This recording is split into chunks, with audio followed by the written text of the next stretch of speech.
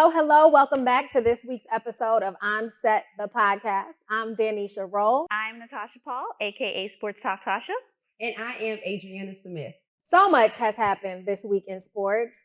We just watched the NFC Championship game, and we have Super Bowl contenders. We watched this week. We have the Eagles and the Chiefs. It was a great game for the AFC.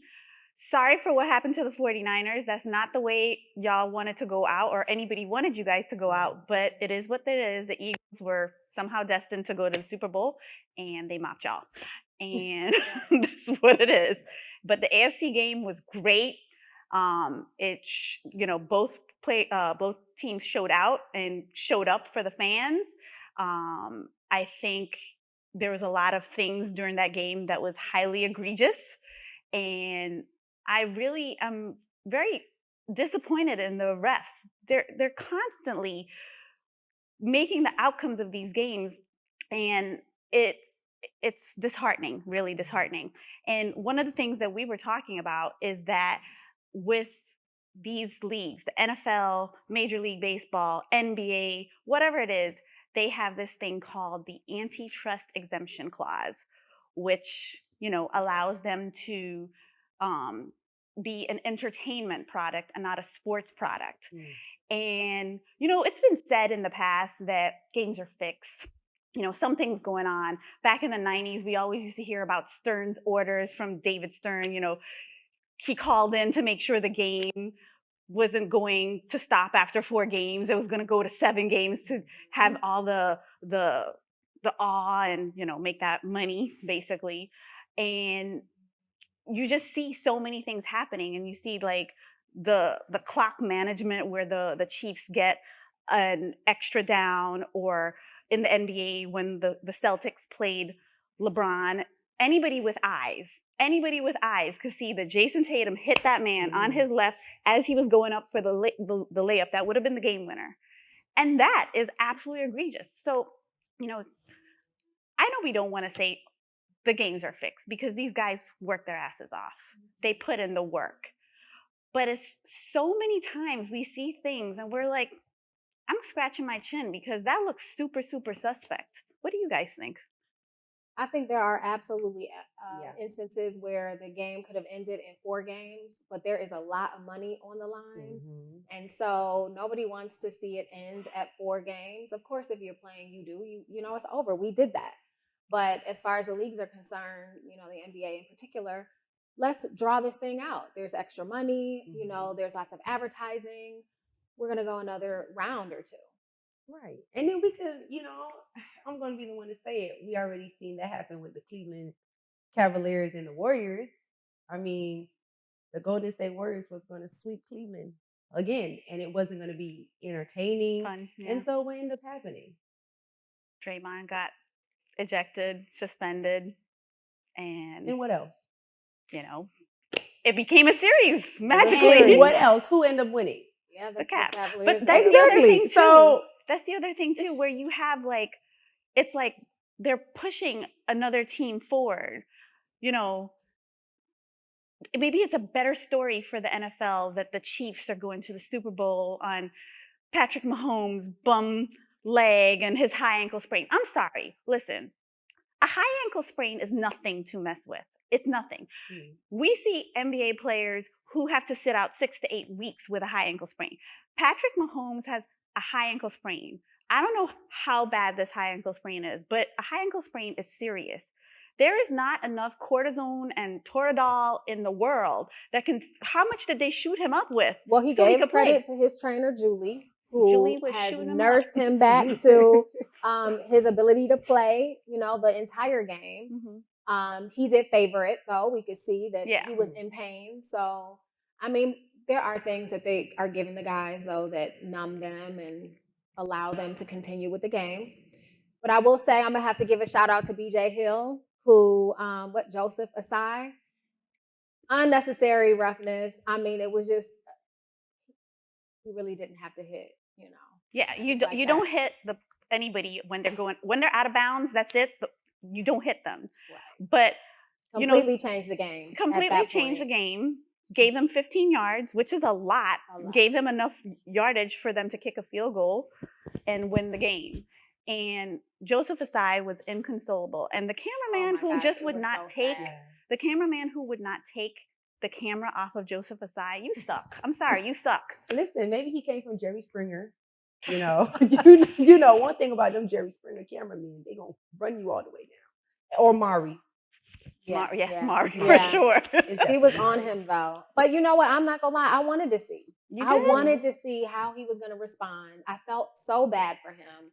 But you could see that he was just inconsolable. I mean, rightfully so. Cost him. I mean, that was made a huge difference in the game. But as the reporters are asking questions, they keep asking the same question. Well, how did he feel about that play? And so BJ Hill definitely had his back, and everybody needs a friend like BJ Hill. Yep. And we all saw his other teammate who was like very upset, visibly upset at the fact that he got that penalty. And he said something out loud like, "Why would you touch the quarterback?" Something like that. And I'm not mad at that either. He was just showing his emotion, and it happens. It doesn't mean that he thinks Joseph Asai is less of a person. And listen, for everybody who's saying that that was the reason the Chiefs won the game, I need y'all to stop. Like, really stop. Right. Because if we're going to do that, I want y'all to go play by play, every play that was unsuccessful for the Bengals, and tell me who messed up and why it was unsuccessful. And then you're going to say that it was that person's fault too. It was that person's fault. So no, we can't blame one play on this was the reason the Bengals lost, because the Bengals had their opportunities to score more than 20 points. They had their opportunities to make sure the Chiefs didn't score 23 points, which, by the way, that 23-20 score, I feel like it's going to haunt both the Chiefs and the Bengals, because last year it was the Bengals 23-20. This year it's the Chiefs 23-20. Like, I think that's just going to be their score going back and forth for the years to come. Right. I really thought the Bengals had it though. I did. Yeah. I thought they had it. I would have preferred to see the Bengals in the Super Bowl. I'll be honest. I think they're I think they're a better team. You know, obviously the Chiefs won, but I think they're a healthier team, number one. And I think that I would have loved to see that, offensive matchup with the Eagles' offensive matchup. Which, by the way, the Eagles, I got to give a shout out to your O-lineman, Lane. That man, what Lane is doing, he held Joey Bosa, this is me and my stats, he held Joey Bosa to no sacks, no tackles, nothing. And to stop Joey Bosa for a whole game is next level.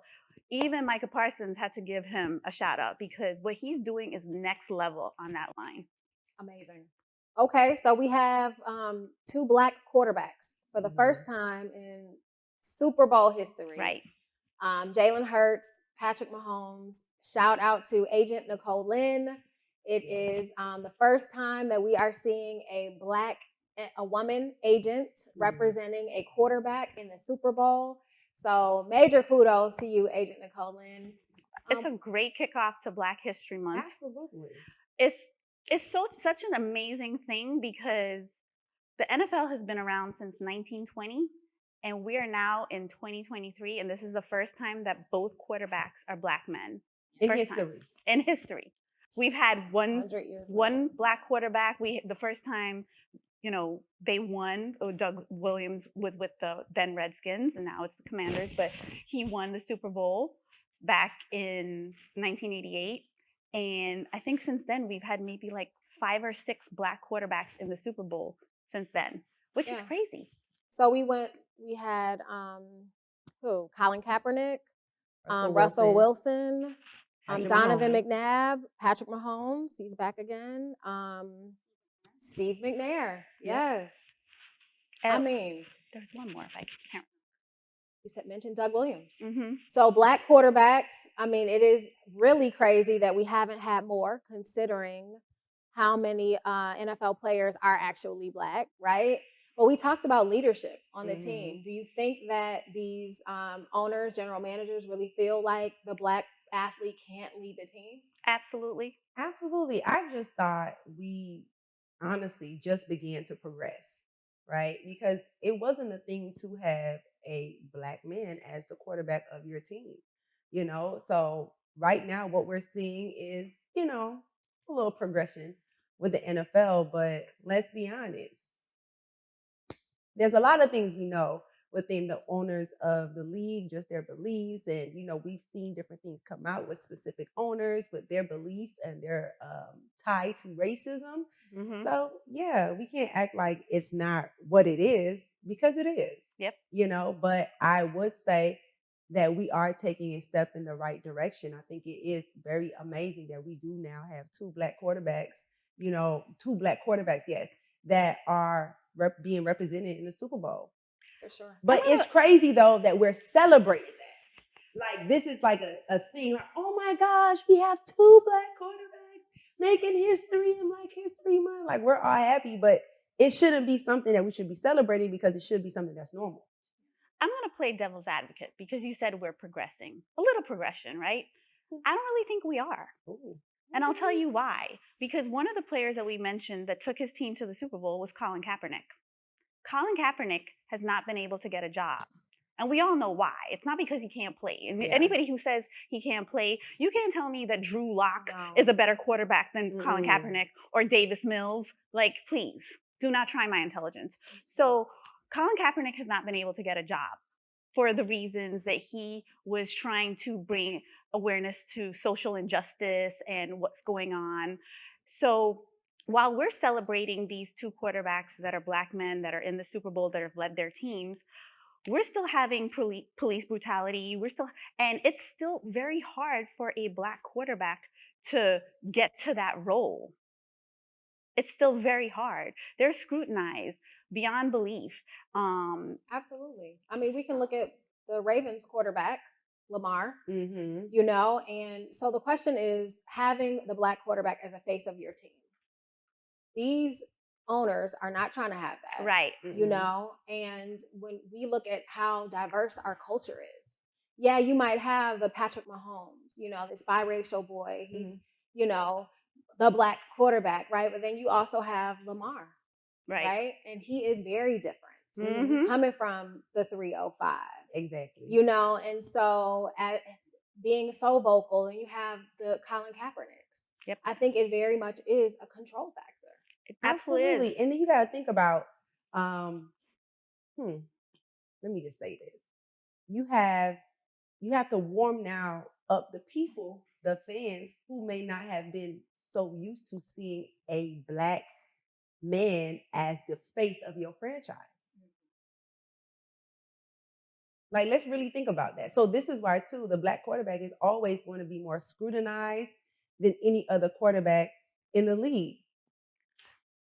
In going with Lamar, you always hear that he can't throw the ball. Lamar is one of the leaders in passing in the NFL.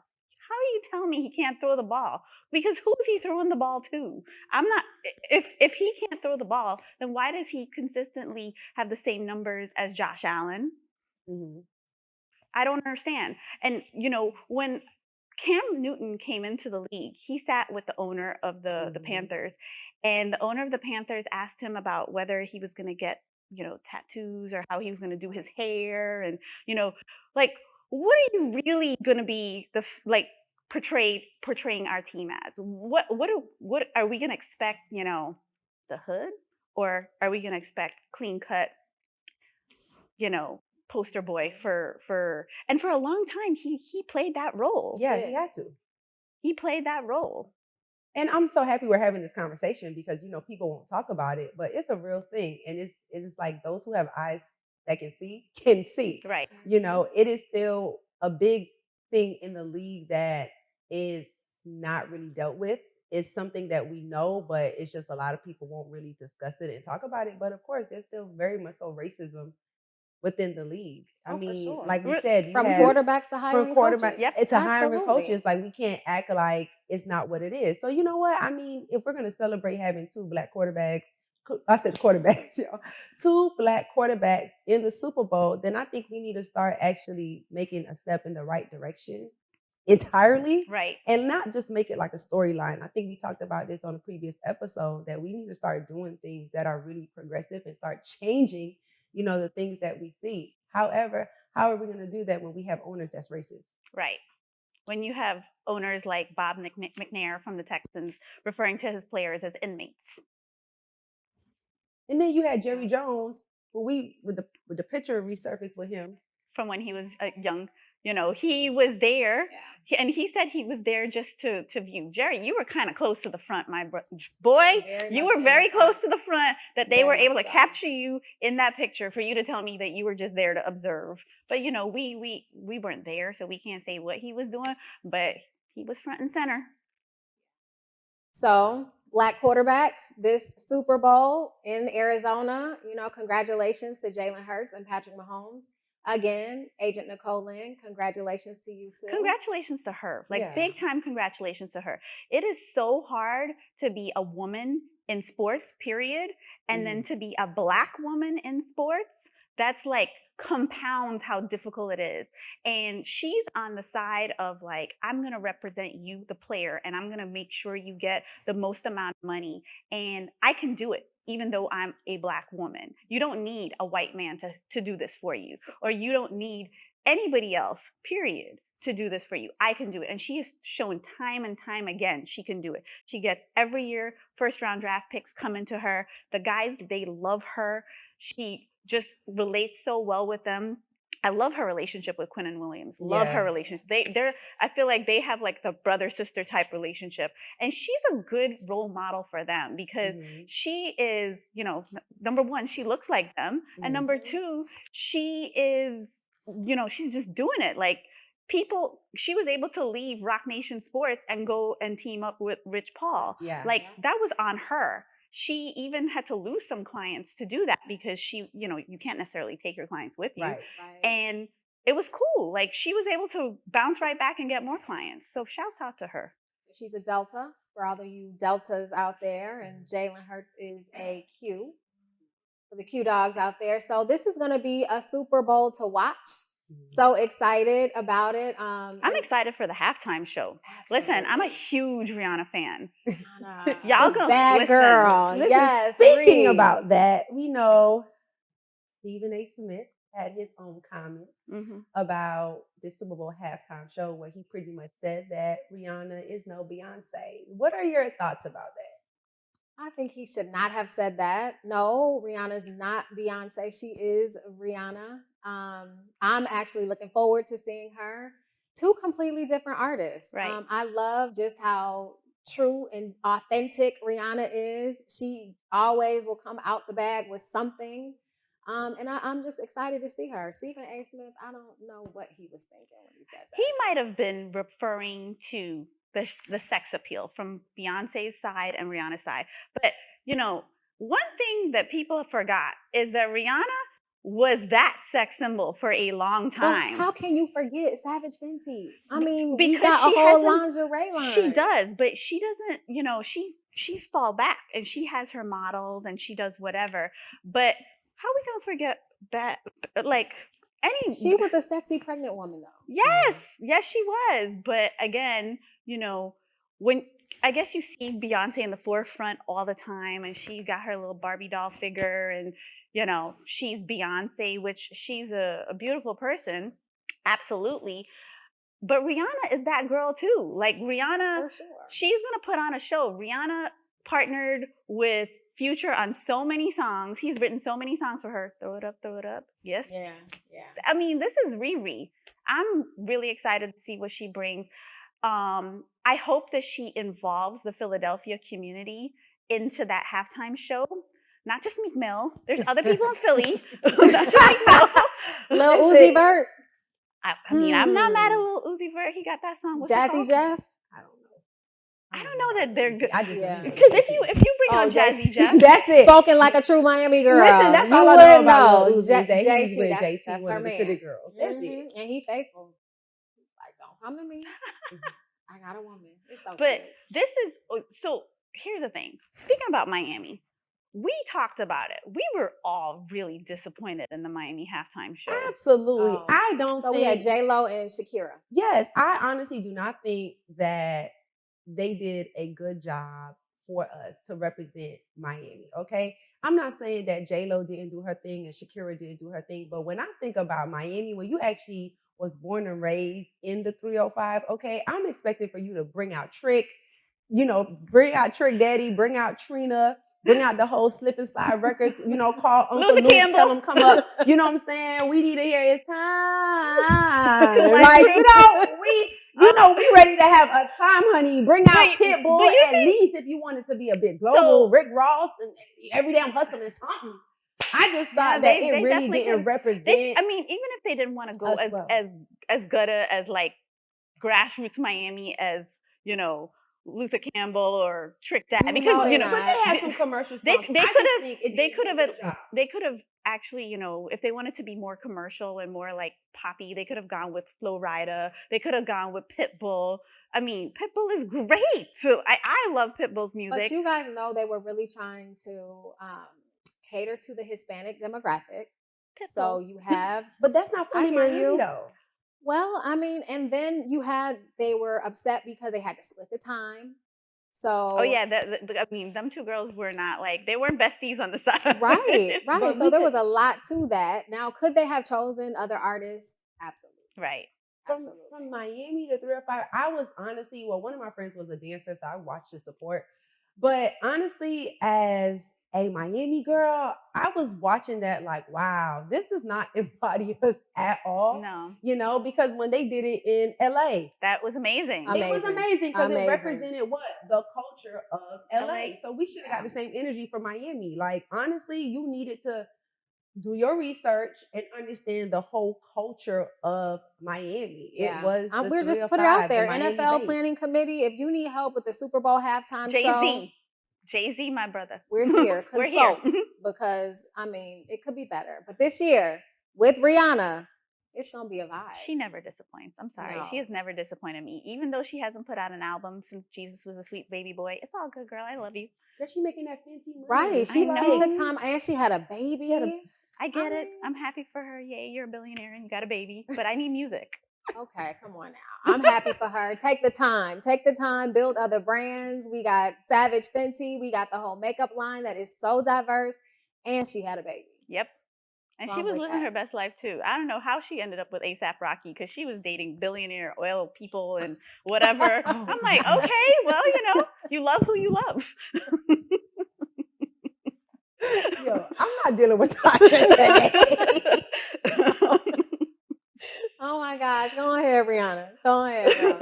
So we got Super Bowl. Now, ladies, a little bit about you. Tell us, okay, we watched the game over the weekend. Tell the viewers and listeners, just give us a little nugget about yourself. Okay. Something, maybe a little known fact, maybe something that you're looking forward to this week. So, y'all don't judge me again because my little known facts are weird, but I have a very irrational fear of video games, which is so crazy because you would think like video games and sports, they go together. I've never played Madden. I've never played NBA, anything. I've never played NCAA. I will not do it. No PlayStation, no Xbox, none of that. I will not touch it. I have an irrational fear of video games. But have you always? I mean, when Since you were I was like younger, 11 did you years do, like old. Super Mario Brothers or I used to play Sonic the Hedgehog. okay. I used to play Sonic the Hedgehog all the time. And then my Sega Genesis broke and I never, ever since then, I've never touched a video game. Well, what's the fear? I don't know. I got to get a therapist and talk about it. You think it'll explode or I don't know. you'll But end up in the game? I don't know. No, I don't think I'll end up in the game. But I just feel like it's like some childhood trauma there. So yeah, my cousin she actually said to me the other day, she was like, listen, it is 2023. If you don't get a therapist and get some Adderall or whatever you need to calm yourself down, I'm just going to be so over with you. What about you? Well, speaking of childhood trauma, I could probably say that I had to not watch scary movies because I would actually see the characters like, no, don't laugh. She laughing at me. So I was watching the Leprechaun movie and I would never forget it. I had woke up and I had looked at the balcony and I literally saw the leprechaun like this. Like Oh, I was like, That would terrify me too. I guess. and literally I rubbed my eyes to make sure I wasn't tripping. And I honestly felt like I saw that leprechaun and they found me underneath my bed in the morning. Oh my God. And so I was just like, I think that's probably when I should have realized I was prophetic because I was out here seeing this stuff like, what is that? Like, is that really the leprechaun smiling at me on the balcony? a crazy thing. So I said, you know what? I can't be out here watching those scary movies. But then again, too, I wanted to be the one to be like, okay, let me say Candyman three times to see if he's Oh gonna pop no, up. I have never done it. I have never You done know, it. so as much as I was afraid of that, I actually wanted to see if I say it, if it was really gonna happen. But I think after that, I was like, yeah, you might not want to watch no scary movies like that. It's not good for you. Yes. Okay, but quick question. Would you see the scary figure after seeing the movie? After watching it. Okay. But there was nothing ever prior to. Mm-mm. No spirits, demons. Not that I know of. But you know what? Actually, this is why I think my stepfather at the time, his old house sisters, they used to be like, oh, there's ghosts in here. And I used to be like, ghosts? But I was like, what in the paranormal is this? But yeah, like you'll see little things, and I used to be like, baby, I'm tripping. I think that's why people probably thought I was weird. My mom was like, I don't know what we're gonna do with her. But I really do think like sometimes you start seeing stuff and then you be like, am I crazy? Right. But I just was like, I don't think me watching scary movies was a good thing. You have siblings? Yeah, I have a little brother. But I don't know. I think I was the only one that was. Well, that's what I'm trying to get at. Were you the only one that was slightly off, or You know what? Listen. I don't think Or I you was both off, At least but you're not afraid of video games. yeah, that's a little different. Yeah. Video games, I could do the video games. You These just scary got like. movies. Mm. Mm-mm. What about you? You're not exempt from this. You got to tell us. little known fact. Let me think. Well, listen, I have a senior in high school, right? And I am watching him just mature and grow and come into his own. And for me, this is like a new phase because you're watching, college acceptances come in and him really trying to navigate the next chapter of his life. And at the same time, me saying, he was just our little baby and then just a thought. So little known fact is I'm feeling some kind of way about this. I'm really emotional, y'all. So going through that this week. Okay, well, he is your middle child? He is our oldest son. Oh, Yeah, there you so go. the oldest That's a son. lot.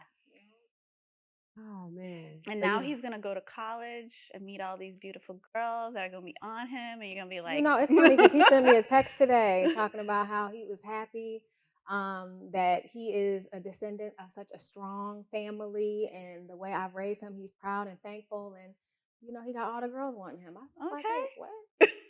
And by the way, because of you guys, I got all these girls on me. I love it. I love Okay, it. son. but they're gonna have to go through D, okay? She don't play that. So we already know she's gonna be the one vetting all these girls. Like, But who I are think I'm you? not gonna be the crazy mom. I think I'm really gonna be the one that's like, I've equipped you to be a good judge of character and let him make his own choices because I know how it feels to be judged and questioned and so So you're not gonna pull a Bad Boys. You're not gonna pull a Will and Martin. I'm not gonna You're not gonna do that. no, I'm not gonna do that, but I will, I ask questions and I will want to get to know, people and I will help to guide, if you will, but at the end of the day, I want him to make his own choices. I want him to live. Okay. I always tell my kids this is not a democracy. This is a benevolent dictatorship. So yeah, get in how you fit in. Which means you're gonna be the one that's like, well, making the decisions. I mean, I really feel like I have to because I tell them all the time. I'm like, you guys need to act like, what would you do if I was not here tomorrow? Like, just a disaster happened and mom's not here anymore. What would you do? And they can't make a sandwich. I'm like, okay, forget it. Back to dictatorship. Yeah. Well, you got to ease up just a little bit because I'm trying. They're going to have to learn. And to the moms out there, ease up just a little bit because if you don't give your kids the chance to bump their heads or learn for themselves, you're going to be enabling them and they will, in some point, not be able to do it on their own. Okay, fair point. So before we close, Super Bowl pick. Who do you ladies have winning the Super Bowl? Who, the Eagles? I want the Eagles to win. I'm not even an Eagles fan, but I do want them to win because honestly, I'm tired of the Chiefs and Patrick Mahomes. I really am. They're annoying. His wife is annoying too. Sorry, girl, you are. But I'm just, and I feel like, I kind of feel bad for saying this because I feel like the Patrick Mahomes is going to have the LeBron James like curse on him, where you always go to the big game, but you don't really win. So he's only won 1 Super Bowl. He's been to 3. This is about to be his 4th Super Bowl, and he's not gonna win. Sorry, boo boo. Who you got? You already know I'm going with the Eagles. I believe the Eagles are the underdog. I know Tasha was like, I don't think they are, but I do. I believe the Eagles are the underdog, and I just want them to win. I think it will be really, really great for Philly, for Jalen Hurts, and yeah, I'm rooting for the Eagles. Yep, yep. I don't think that they are the underdog because they're the healthier team. I think their offense has more to offer than the Chiefs, because the Chiefs offense centers around Travis Kelce. Like, he's their everything. And he gets the other guys open, but they don't have an AJ Brown. They do not have a Devontae Smith. They don't have, well, they do. They have Travis Kelce, Dallas Goddard. But other than that, like, they have Mecole Hardman, they have Juju Smith-Schuster, who's they have Just I. yeah, they have Tony, and he's eventually going to come into himself, but he ain't there yet. So, like, you have 2 elite wide receivers on both ends, and then you have Miles Sanders and you have Gainwell in the backfield, which I like Pacheco. He's got a lot of heart, but he's neither a Miles Sanders. He's probably more like a Gainwell. And Jerick McKinnon is nowhere near Miles Sanders. He's not. So this is why I think the Eagles are not the underdog. They're the Okay, better so but team. we got the Kelsey brothers, Mm-hmm. one on each side. Mm-hmm. I mean, how amazing is that for Mama Kelsey, right? She's not gonna lose. At the game, Yep. either way. And I really, really think that Travis Kelce, I love his swag, I do. but I'm going for Jalen. About the Eagles. Okay, so we're all here. We're all picking the Eagles. Yep. Okay. I'm gonna see who talks the most crap in the next 2 weeks, because whoever opens their mouth the most is probably gonna lose, because that's exactly what happened to Eli Apple. He would not shut up after they beat the Bills. He was going off on all the Bills players, and boy, I'm like, you had them right in front of your face on the field in Buffalo, and you didn't say nothing. You waited and you got Twitter fingers. On Twitter. All right, so we have a lot to watch this coming week as we prepare for all of the Super Bowl madness. And we'll be back, same place, same time, y'all. I'm set. We're all set. Have a good week. Yes, and make sure you like, subscribe, share, okay?